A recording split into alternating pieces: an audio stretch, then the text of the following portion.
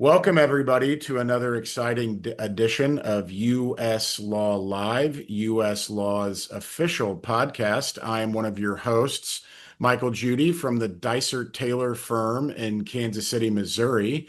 And with me today is one of my talented co-hosts, Jessica Dark from Pierce Couch in Oklahoma City, Oklahoma. Hello, Jessica. It's me reporting live from the remaining or reigning champions of the NBA. We only have a few more days left that I can say that, Mike. The last time we were on, I think our hopes were still alive. They have been shattered. We are now Knicks fans to the death. So anyway, I'm doing great. How are you? I'm great. Summer's in full swing. We are running everywhere with the Judy boys, and work is going well. Like the rest of us, we're busy, we're swamped, but I would much rather be busy and feeling like my hair is on fire rather than twiddling my thumbs. And I feel like I just saw you because I did. We just got back from Chicago from the inaugural Lead X retreat with 54 of our closest colleagues and friends from the network. What was your top highlight, Mike?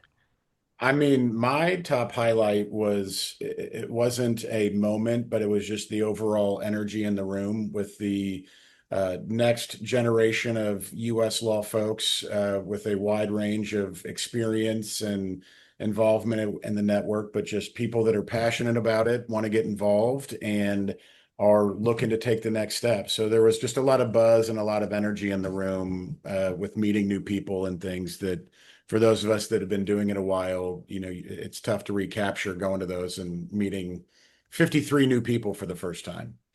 How about you? Well, I was going to say the Italian beef sandwich at Portillo's that you talked me into getting, and I have no regrets. But I agree. I thought it was a super fun event. It was quick. If anything, I would have liked some more time with everyone, but I thought it was a great mix of meeting new people, getting some new ideas, whether that's about US law or your own practice or your brand. I thought it was a really successful event. Yeah. And that brings me to the guest. This is one of the greatest segues of all time, who is not new to U.S. law and who has been involved for many, many years, is our good friend Patrick Foppe from the Lashly Baer firm in St. Louis, Missouri. Hello, Patrick. Hey guys, good to be here. Hello, Patrick. How are you?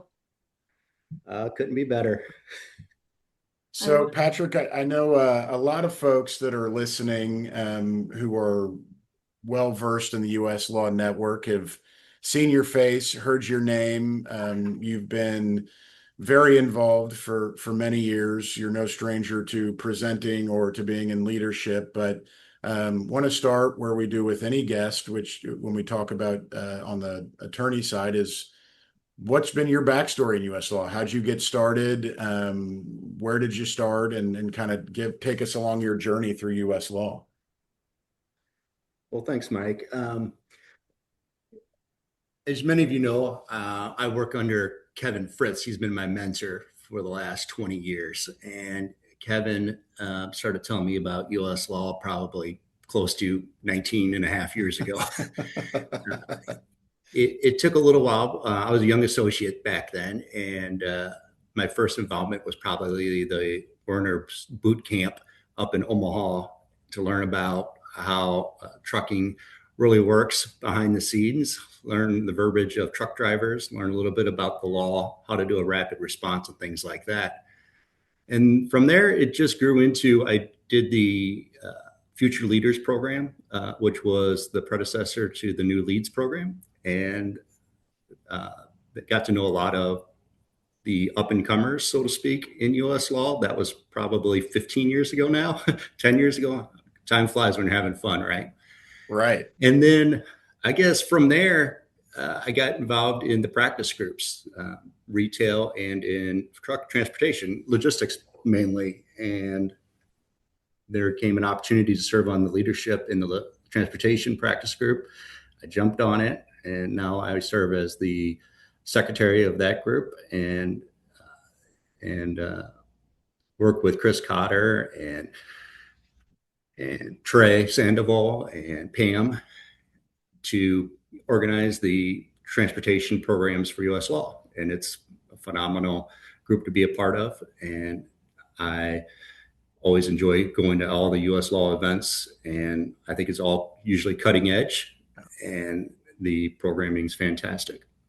Yeah, I think what everybody wants to know is how do you go about wrangling all of those personalities between you and Pam and Trey and Chris? You've got some pretty heavy hitters in the transportation industry and people who are not short on opinions and thoughts.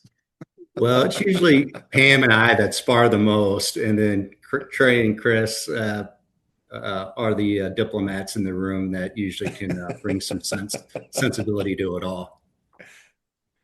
Oh, that's fun.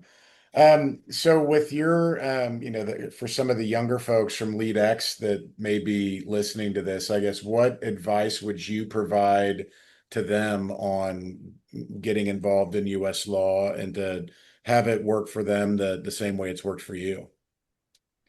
Yeah, it's really just about showing up and raising your hand, getting involved. There's so many opportunities. In the beginning, I was doing a lot of articles. I wrote a lot in the USLAW magazine. That's a great way to get your name out there in the beginning, get some credibility built behind your name. And then from there, raise your hand to volunteer for facilitator spots when they become available. Those are just great ways. It's always better, I feel, when you go to a conference to be in the front of the room instead of just a participant in the room. So that's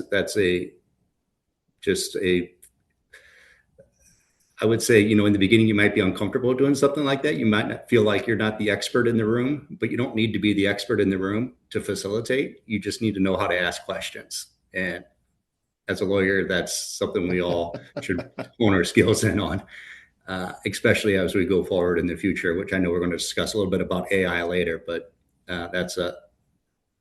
it's all about asking the right question. So that's pretty much my advice. Just raise your hand, show up. Yeah. And and on that, I think too, one of the things that we discussed at the LeadX deal, and it was Lou Bricker who came and talked and was giving advice and talking about his, rise through the organization. And a phrase he used was, we've got you, is when he's talking about getting up and facilitating or doing things that even if you're uncomfortable, the other members in the room will help you out. If they see that maybe the room's not as lively as you'd like, that they'll step in and try to help with that, or they'll try to, ask questions, or, you can, and I know you've done this. I know Jessica's done it. I've done it when facilitating, is you find 4 or 5 people and just say, all right, I need for you, if you ever hear a dull moment, to start asking questions. Absolutely. Absolutely. And we're very blessed at USLAW to have great clients, especially in the transportation sector, where they always are engaged in our conversations, and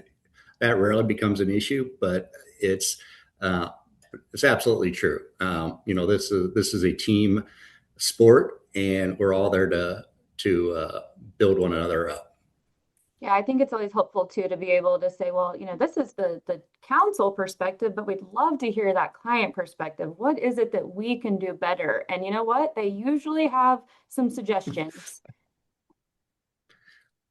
I always learn a ton from the client. I mean, I think it's much more valuable to listen than to speak often. And if you ask the right question and you listen, you will have more insight and learning from that experience than anything. And something we have talked about at many conferences and forums, and you guys have already barely mentioned it. I want to really get into it, but I know you've got some thoughts on AI, and I want to hear from you. How do you use it? What are some tips and tricks for some of us who are still trying to figure out what works best? Ooh, where do I begin? So I would say 3 years ago, when I first heard about ChatGPT, I had a brother that called me probably 3 months before it hit the news and say, hey, there's this thing coming out. They've been working on it for years. It's really going to change the world. Everything. Yeah. And it's going to change how you work. And he specifically in the very first conversation gave me the example, and this is 3.5 years ago now. You can put a contract in it, and it can read a contract and offer suggestions of what to improve. Isn't that really cool?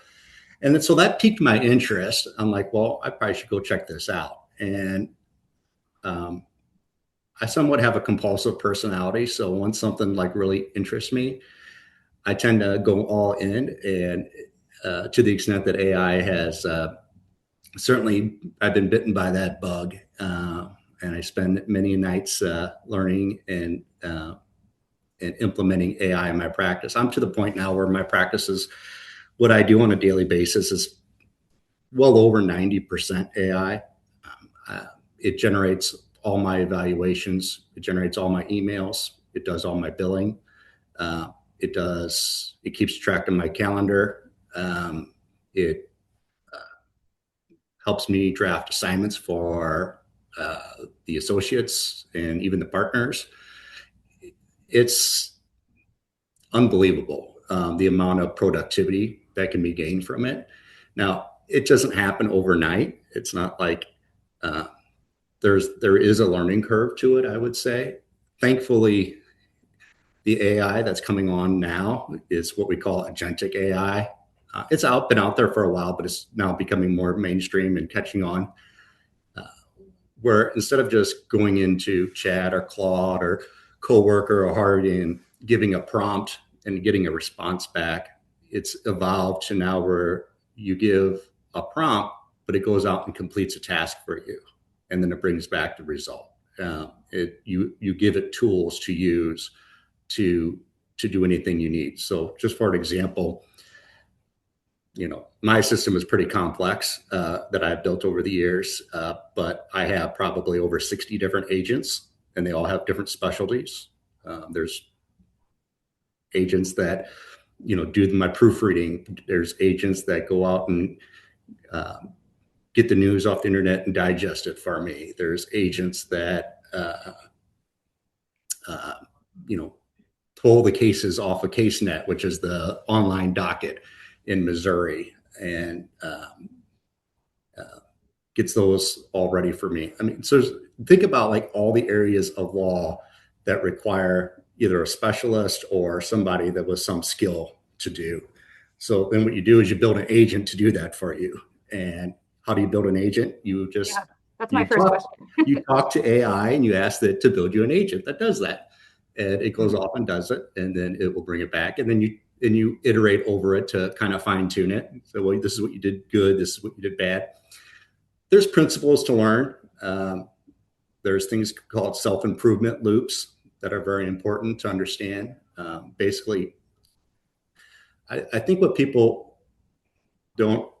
what's surprising to people nowadays is when you think about like a large language model like ChatGPT or Claude, Anthropic, it took them like last year about every 7 months to come up with a next level LLM model. In other words, a model that could basically double the amount of work that a human could do from the model before. So if it took if for instance, if a year ago an LLM could write a report for me that a human would take 4 hours, the LLM would take, just say, 1 hour. Okay. Well, then what happened is the LLM started self-improving, and it's called a self-improvement loop. And I'm getting a little technical here and in the weeds, but it's really important for people to understand that what happens is this is all rapidly improving. And what took 7 months a year ago is now taking less than a week of self-improvement. So yesterday, Anthropic released their latest, greatest model. and it's called Fable. And actually, it was 2 days ago now they released it, but it's unbelievable what it can do.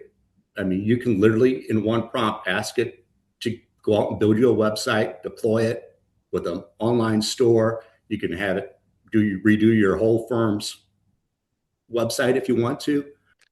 And not to interrupt you on, kind of where you were going with that, Patrick, but one thing I kind of wanted to, explore while you were talking is when you're talking and you have 3.5 years of looking at this, studying it, building things, testing it out, you've got it into a fine-tuned machine, more or less, that for people who are just getting ready to start exploring AI and it's listening to that, that's way too much for me to bite off and chew, so I'm not going to do it, I guess. What would be how do you dip your toes into the water of AI? Where would you suggest people start? Well, what you're going to see over the next few months is a whole bunch of products, and you're seeing them already being developed and thrown at law firms, especially defense litigation firms. Products that will come in and basically put a brain on top of your legal files to allow you to, draft evaluations, to do client updates, obviously basic things like summarization, chronologies, all that stuff. So those products are coming online. They're kind of like out of the box where you just click and you log in and you pay a price for it. And, every firm will have to look at the economics of it and decide, is the product worth it, or should they build something on their own, or should they stay where they are, stay with the status quo, and deal with the consequences. What do you think is going to happen, or how will law firms be changed? I mean, obviously, kind of the transactional sides, it seems like AI can be very helpful, more efficient. But I mean, in terms of litigation, we still need people to go to depositions, and we still need people to go argue. I know in Oklahoma we've had, and I'm sure elsewhere, there have been several orders sanctioning attorneys for, using AI to hallucinate case law that have come down. And I just am curious to hear from you, like, how do you think that changes the makeup of our law firms going forward? I think the future modern law firm is going to look very different from what it looks like in 2026. I think the staff makeup will look a lot different. I think our practice will be more exciting for at least for defense litigation.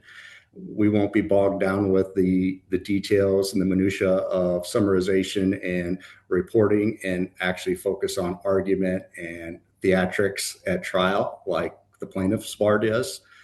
And I should mention, the plaintiffs are way out in front of us. The defense bar is always a step or two behind the plaintiffs bar. They're utilizing all this technology hot and heavy already. The defense, we're more risk adverse. We have more concerns about data privacy and confidentiality privileges and things like that. So we throw up a lot of guardrails on the defense side, and we're our own worst enemies when it comes to this. In my view. But to answer your question, it's going to look different. But, law firms look different before the advent of the computer. They look different before email was established. I mean, so like I have a theory, for instance, AI is going to take the cost of going to trial, the litigation cost of it, and reduce it. So I think plaintiffs are going to be incentivized to go to trial more often, which means that us on the defense side will have to be prepared to go to trial more often.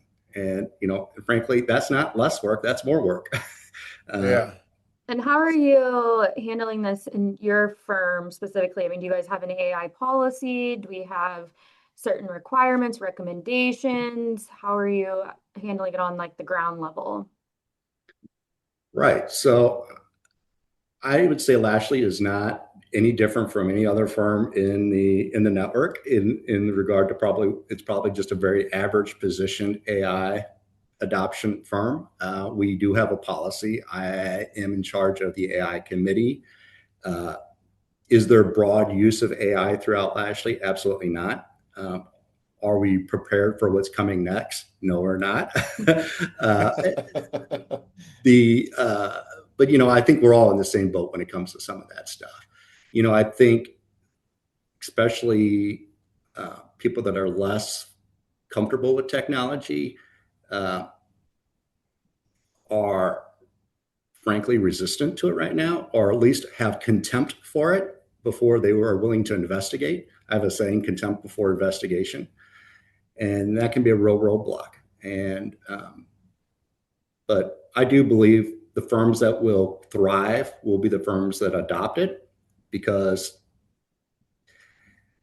frankly, you would have to be very prideful and have a lot of hubris if you think you're smarter than AI. And on that, one thing you had mentioned too that I wrote down was, you said that it allow us to focus on the theatrics, which I think is a great line, because I think what a lot of defense lawyers get bogged down in is the nuts and bolts, the summaries, the fine minutia details, which, don't get me wrong, are important, but trials are about storytelling. It's about connecting. So Absolutely. are you finding that AI is able to do that, where it can help you develop that and be more of again, I know people's personalities are different and their presenting styles are different, but that it can give you that more human, emotional,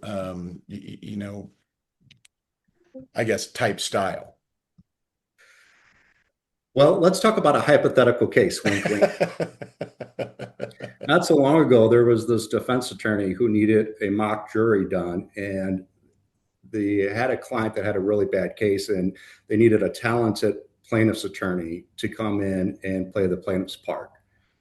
The case had been really fully developed. There was a lot of depositions. When you physically printed the file, it was 5 binders that were, I'm using my hands, but probably 4 or 5 feet wide. That's how much paper was in this file. Was paper. There were videos, there were photographs. It was unbelievable. It would probably take an attorney to go through that file at least probably a good month to ingest it, to learn about it, and to get ready. With AI, you ingest that file in a matter of hours. There's a process to ingesting. People think it's just drop and that's it. You can't do that with a legal file. They're way too complex to do that. You need accuracy. But anyway, so in this hypothetical situation, AI was able to create a brief, about a 40-page playbook for the attorney to play the plaintiff at this mock jury. It wrote the opening statement, it wrote the closing statement, organized all the exhibits. It went through the whole thing, case. It studied reptile theory, the latest plaintiff's antics. It did it all, and it produced about a 50-page report for the attorney to use. This attorney that hypothetically was a senior partner wanted to do it the old way and go through the file and see how, if AI really did a good job or not. And he or she spent a lot of time going through it, wrote up an opening statement themselves, and then went back to the AI opening statement and realized what the AI had produced was far better. And this was a senior litigation attorney, hypothetically. Yeah. This senior litigation attorney hypothetically then went and presented this mock jury, and the jury came back with 8 figures settlement, or a verdict. So yes, you need to use it. Yeah. Well, and I know we could sit here and talk about AI all day long, but I know another thing that you and I and Jessica chatted about a little bit too as we were getting ready for this was a pretty big development in the transportation arena with the Montgomery case, the Montgomery decision. I know we've had podcasts about all of the arguments and what was presented and this, that, and the other. So don't need you to get into that, but I think your comment was well, we saw that coming for years. So I guess, what was it that you saw coming? And then how do you see it impacting not only your practice, but just kind of the transportation industry moving forward? Well, I think it's important to take a step back and understand a little bit about the industry and how we got here. As you know, I'm also president of the Transportation Lawyers Association, and that has this is where I learned some of the history. And I think it's important for new trucking attorneys to understand this. But, for years, the transportation industry was heavily regulated. There were really no brokers. What you had to do was get lanes approved by the federal government that I could ship a product from Kansas City to St. Louis or to Chicago. And that was all regulated of what a motor carrier could do. Deregulation happened in the 80s and 90s, and that is when brokers came about. So because shippers no longer had to deal directly with motor carriers. And so we put a middleman in between. And brokers soon realized it was a very profitable thing because they could try to shift the risk to the motor carrier while skimming while they took a profit off of the arrangement of the load and connecting people and motor carriers in an efficient way, especially since there was, as a result of deregulation, a plethora of motor carriers. I mean, we went from, probably under a few hundred to, hundreds of thousands. And as a result of that, safety has always been thought of in terms of and regulated on the side of the motor carrier. But when the regulations came out, you have to understand, originally there wasn't this whole broker layer. And what has happened since then, and frankly, what the Supreme Court saw was, look, if brokers are going to be this involved in the level of transportation of goods, they have to also take some responsibility about how they select these motor carriers and to make sure that they're safe motor carriers. And I mean, that's the heart of the issue, whether or not they owed that duty or not, or whether that was preempted or not preempted. So that's it from a 30,000 foot view. But I mean, the practical legal arguments, you're dealing with what's called the F4A, which is the Federal Aviation Authorization Act. And it dealt with preemption. Basically, it says you can't, a state can't write a law that would affect the price, cost, and route of a transportation of a good. I'm way overgeneralizing it, but to that, there was what's called an exception to the rule, which is states could write laws that would affect the safety for that. And the question always was, well, did that safety exception apply or not apply to brokers? And the Supreme Court basically in Montgomery says, yes, the safety exception does apply. And so where does that leave us?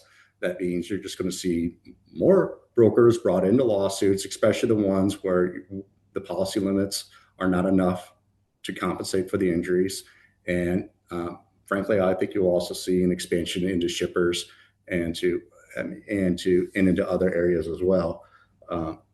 Owners of equipment has always been there. There's some other defenses with all that, but it's been a long time coming. Question in my mind is Congress with the new authorization of the new transportation bill could easily write a law and judicially reverse the opinion. I haven't heard if that's going to happen, but that's always something to keep your eye out on. Well, and I imagine too that since it was such a high profile case, and I haven't seen a whole lot of it yet, but I know it's coming just because the decision's so recent, that every time you have a trucking case, regardless of the limits, just to try to squeeze out some extra money, brokers are going to be named. And as you alluded to, shippers are probably coming in right behind them because it's just, regardless of the amount of insurance, it's just another pocket that they can get money out of. Right. And what I'm seeing also is the issue before the Supreme Court was whether or not what's called the direct liability claims, whether or not they were preempted. In other words, can a broker be sued for negligent hiring or negligent selection of a motor carrier, essentially? What really wasn't even before the Supreme Court is whether or not a broker could be vicariously liable. In other words, could a broker exert so much control over the motor carrier that they essentially are the principal of the motor carrier? And what I see is in most of my cases, because of the plethora of technology that brokers have in communication and tracking of the loads, that it's almost always possible for a sophisticated plaintiff's attorney to show that there's enough control over, that the broker's exerting enough control over the motor carrier to get past summary judgment. And then you've got a question, well, do you want to put this in front of 8 or 12 jurors and that don't understand that difference whatsoever, that could care less about agency differences? They just see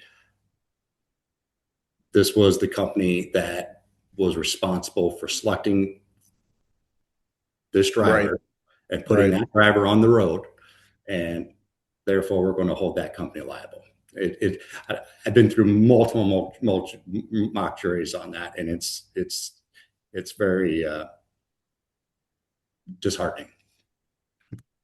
Yeah, I know it's going to be kind of the Wild West again after this new opinion. So we'll have to wait and see what's coming. And what with our little bit of remaining time, Patrick, did want to kind of shift gears again to talk about you personally. I know you've talked about your avenue in the arena of U.S. law and AI and transportation, but what does the Foppe clan have planned for this summer? What are your guys' big travel plans? Well, unfortunately, there's not a whole lot of travel plans. The Foppes had a wedding at the beginning of the year, so I paid for my first wedding, and so congratulations! We're planning a little catch up with regard to that. But having said that, the kids are great. My kids range in age from 21 down to 9, 5 girls, 2 boys. They keep me super busy. They all have individual talents, crazy talents. My oldest daughter, for instance, is going to the College of Holy Cross. No, my third oldest daughter is going to the College of Holy Cross on a scholarship to play pipe organ. I mean, so. Oh, wow. Wait, what? 17-year-old kids know how to do pipe organ. Yeah. That's really cool. So you have so many kids, we've lost track of which one's doing what. Are you taking? Oh, yeah. Yeah. I just combobulate my kids' names and ages all the time. I can imagine. My second oldest is going up to the Cirque de Soleil school up in Montreal to do aerial silk performances. Wow. While also getting our RN. So, I mean, it's just, they all got crazy things going on, and I'm very proud of my kids. They definitely bring the joy to my life. That's awesome. What about the 9-year-old? I want to hear more about that. The 9-year-old, Veronica, Miss Veronica. What's she up to? She loves volleyball, and she loves still playing games with her dad, and so we get to spend a lot of time out in the driveway, throwing the volleyball back and forth, and doing whatever board game she has found to be her favorite that week. I have a almost 9-year-old son. Mike, is one of your boys around that age? Yes, he'll be 9. Yes, in just over a month. Okay. Well, we're currently getting amped for the World Cup. I am just here to participate, I guess. I've never really gotten involved into soccer. Is that something the Foppe 7 enjoy, or are you looking forward to anything else coming up this summer? Right. Cardinals baseball, I'm sure. Yeah, the Cardinals are hot, which we didn't expect. We'll be spending a lot of time at the pool down the street, and 4th of July is going to be unbelievable this year with the 250th anniversary. My twin is dressing up as George Washington. I'm dressing up as Abraham Lincoln. Oh, Just to embarrass the hell out of our kids. you have a Oh, twin? that's awesome. Yeah, I have a twin brother that's identical. Identical twins? Oh my gosh. Yeah, and he's married to my wife's sister, so that makes it really crazy. Stop it. And that's legal, by the way. No. We weren't going to question that directly on the podcast, but we'd maybe text about it afterwards. Yeah, he knew where you were going with that, Jess. No, I think that's really cool. So your kids are all cousins times 2. Right, so they're double cousins. Oh, that's funny. Well, Patrick, you've been more than generous with your time. Really appreciate you being on. Appreciate everything that you're doing for the network, for the organization. For anybody that's listening, if you ever have questions about AI or transportation, I can promise you Patrick is more than generous with his time.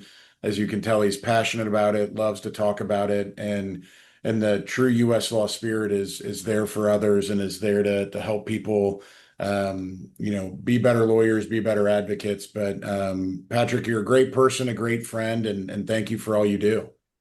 Jessica and Mike, thank you so much for inviting me on today. I really enjoyed talking to you. It was great to see you. We've really enjoyed these podcasts. It's a nice way to stay up with our U.S. law friends in between conferences. And that concludes another exciting episode of U.S. Law Live, the official podcast. Tune in next week. Thank you, everyone.